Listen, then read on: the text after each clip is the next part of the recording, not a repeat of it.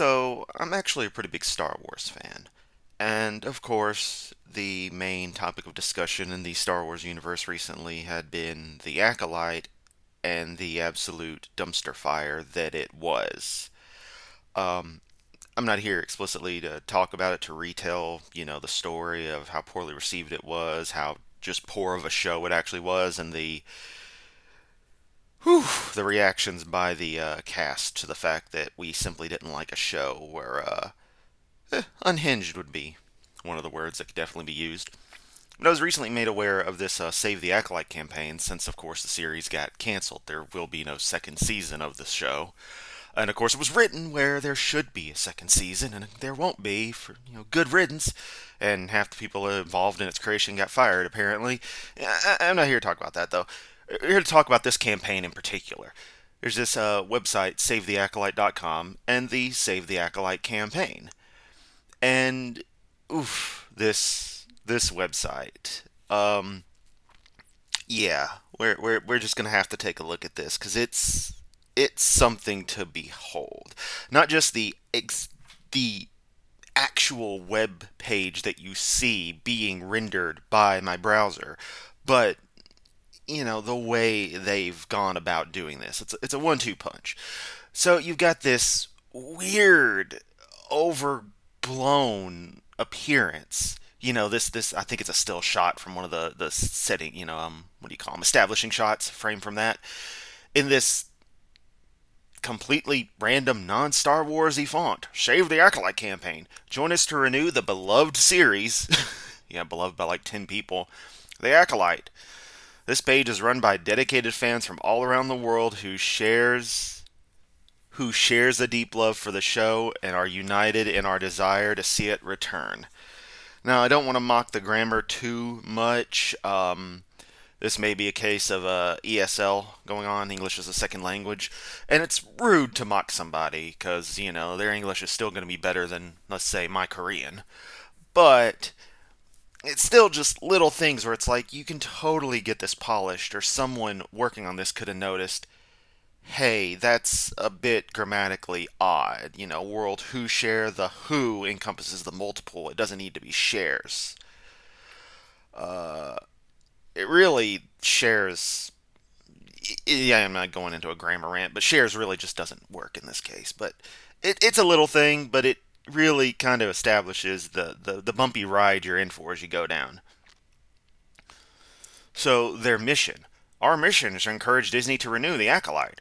We aim to unite fans to express our love for the series, highlight its potential, and create a movement that reflects the passion of our community. We believe that The Acolyte has stories and characters worth exploring further. Well, obviously Disney didn't, and the actual fans of Star Wars sure as hell didn't. I didn't want to explore those characters at all. They were terrible. Join our community. Join our community and be a part of the movement to bring back The Acolyte. Together, we can share our passion, and collaborate on creative projects, and amplify our voices to ensure the series gets the renewal it deserves. Man, narrating off a computer screen is tricky sometimes. I have to have it zoomed in old man mode, and this isn't zoomed in. This is how it renders by default on in Firefox. It's pretty wild. Ways you can contribute to renewal of The Acolyte. Rewatch the show on Disney Plus. Won't matter. All they care about is getting new people to start paying. You watching the show again and again for having paid the same $20 in a month isn't going to help anything. Sign the petition. Meh, petitions mean fuck all. It just shows, hey, a lot of people signed this thing to say we should do a thing. Doesn't mean anyone's going to do it. GoFundMe, funds for what? Are you going to raise another $250 million to produce the second season? Is that your goal? Because, by all means, if you feel like it, self-funding, go for it. But I don't think the Big D is going to approve that. Tell Disney you want Acolyte Season 2. They're not going to care. That all they care about is money. And send a physical letter. They're not going to read it. It's going to go right into the furnace. In fact, it's going to be shipped overseas to run the furnaces that are keeping the poor contract workers who did all the garbage CG for the Acolyte, keeping them slightly warmer as they continue to crank out more horrendous CG for every other thing Disney produces. I mean, if I may go on a little rant, it is weird being in a world where every movie and TV show has more CG in it than fucking video games. Like, it feels that way. That the game being rendered is more real than what you see in film and TV. It's mind-numbing. And no, I'm not meaning that literally. That obviously wouldn't make sense, but it's the way it feels. You don't see practical effects anymore where they should be, is my point. Everything is just rendered in. Everything's a screen. You see that one picture of the Avengers, like where like everything is like a green screen. Like their arms are covered in boxes that are green screen. It's like literally all that's real is like their faces and maybe a bit of their outfits. It's insane. And you're telling me that's actually still cheaper to do than to just make actual costumes and actually film stuff? Send an email to Lucasfilm. They won't care. Anyway, we got a news and announcements section. They've got some billboard somewhere in Times Square that they get like 60 seconds of to show some stuff where they, cream their pants over Amanda Stenberg or whatever, because they think he's the fucking second. She's the fucking second coming. And it's like no one pays attention to billboards in New York City, and no one's gonna probably be even looking up when that thing pops. So it's whatever. We need you, Acolyte fandom. Please vote for. Did they ever actually stress how to pronounce this guy's name? Because there's a character I came up with back in middle school, happens to be named Chimere, spelled completely different. And some people have said Chimere for this. Some have said Chimere. Chimere. I'm going to say Chimere. Increases chances of getting made in the vintage collection. Last figure standing, 2024, round 4 voting is open until midnight, Wednesday, 30th. Of what month? Do I have to calculate out when this is or was? Oh, man. They really didn't think this through. They thought of this as like something that would just be time-stamped, like, oh, this only matters for 2 weeks, when it's a campaign website for something they got ongoing. Whatever. They have a Twitter space. Who gives a shit? Topics. Are the trolls right? Well, we're not trolls, but we are right. So, whatever. Also, it's not Twitter anymore. It's X. You've had enough time to adapt. It's kind of annoying everyone being so rebellious at this stage and be like, I'm still going to call it Twitter. It's a shit show. Let the site burn. I hope it closes down. I'm tired of it. I've moved on to other things, so whatever. A community hub. Acolyte, shave the Acolyte podcast. Got a whole goddamn podcast sort of saving this thing. Subscribe to our newsletter? No, won't be doing that. It's like they got the little widgets down here for stuff. Save the Acolyte campaign. Oh, man. Oh, if I felt like going deeper down the rabbit hole, I'd hit these up. Hey, they're on Blue Sky. Okay, I'll give them that. They're at Blue Sky. I don't think you can see it down here. It's bluesky.app/profile/renewtheacolyte.bluesky.social. They have a domain. They could have easily just set it up to be at renewtheacolyte. So someone's not trying very hard. Because my Blue Sky handle is at Kurisimato, because I have the domain kurisimato.com. But okay, here we get to the meat of what I wanted to get at. The fan art. So we're going to zoom in a bit. Now, I am going to say that there are some talented artists here. However, all of the art also reeks of the kind of stuff you'd find on DeviantArt. Or at least in my previous experience, the kind of stuff you'd find on there. It's, and this is rich me saying it, but it's a little bit too weeb-filled. And all has this same particular nuance to it that's just... It's hard to put into words, but you know it when you see it. But we've got some of the characters in Times Square with the Worship Amanda Stenberg, billboard going on, and they're all like, woohoo, let's party. You got the Chiba Halloween ones, sure, whatever. You got weird touchy Kamir and Osha or May or whichever one it is. I don't know. You got this weird giant fetish May going on over. I guess that's supposed to be Master Soul. I don't know. Oh, you got the Kamir May or Kamir Osha, romance stuff going on, which I'm gonna get to that here in a bit. You got this lovely one. Hashtag renew the acolyte with little chibi characters. Release new merches. Give me my look ups. I have no idea what that last bit fucking means. It's not new merches, it's just new merch. The plural for merchandise is merchandise, pieces of merchandise. Come on, people. I'm not saying everyone has perfect English. No, I feel like I've always got to qualify that lest somebody come in, well, you don't speak perfect either, Chris. And it's like, yeah, but, I mean, anyway.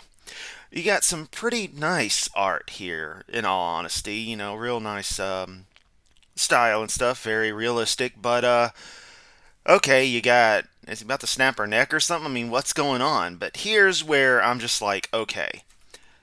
So, Amanda Stenberg, the actress who played May Inosha, she identifies as non-binary and gay slash lesbian. I don't know why they're differentiated, but whatever.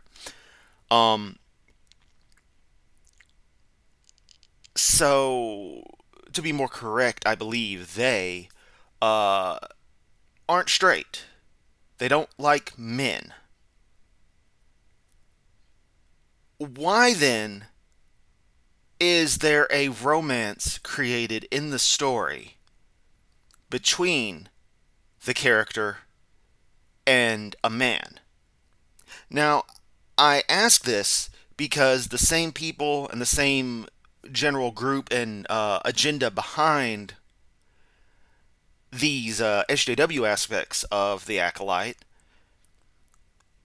they're the same kind of people who are the reason that half the characters in The Simpsons had to be recast from their actual voice actors because they didn't happen to match the ethnicity. They didn't happen to match orientations or the like in other programs. Everyone got a big to do about that, and so they changed everything to be more representative.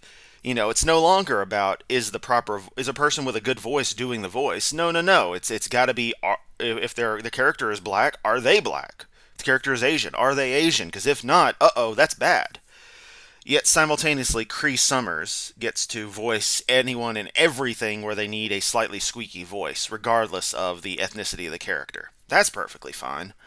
And then stuff like this, where in the Acolyte you had the dick look. That's all I can say.